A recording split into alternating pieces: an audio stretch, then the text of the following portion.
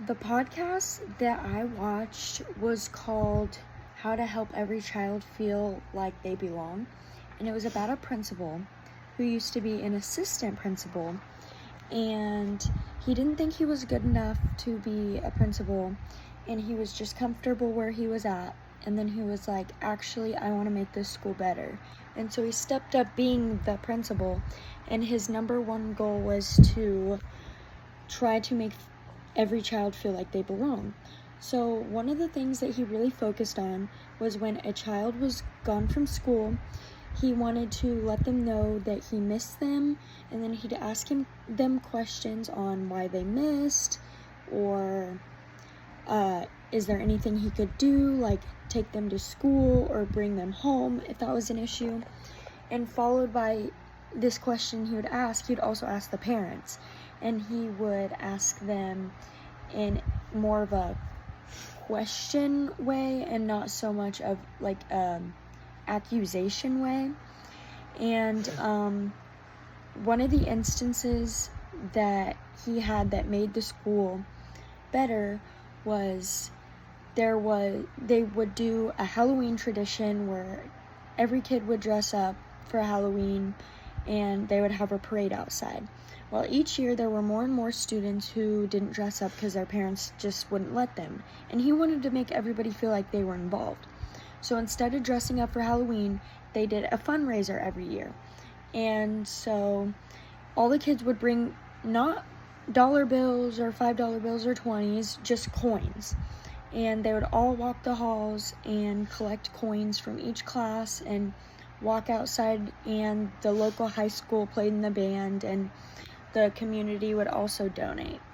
And it was to raise like homelessness or something like that.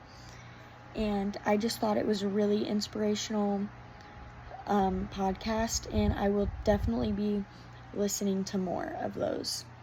So for my Web 2.0 assignment, I did mine over Kahoot because I remember doing it in high school, and I absolutely loved Kahoot. We did it in high school, we did it in elementary school. It helps the students stay engaged, it's easy to access, it's fun for the students, and it's easy for the teacher to control. Another thing that Kahoot is good for is a teacher can start a new lesson by making a Kahoot and having the students play it, and then she can see like how much the students already know.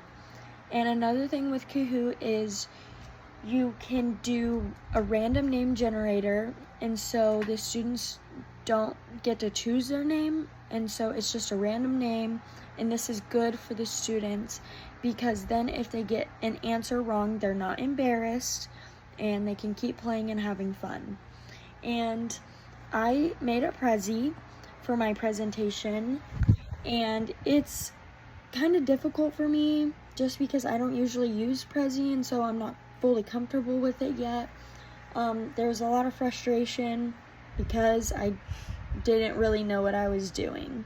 One thing that I really liked about it was the templates were awesome. I love the AI templates. It's a lot less work on me, but every day I would definitely choose to use Google Slides over Prezi or PowerPoint just because I'm more comfortable with it. It's easier for me to manage. Yes, it may not look as nice, and it may take more time to make it look nice and fun, but in my opinion, that's where I get to bring out my creative side. I don't slack off as much, and it's just fun for me to do.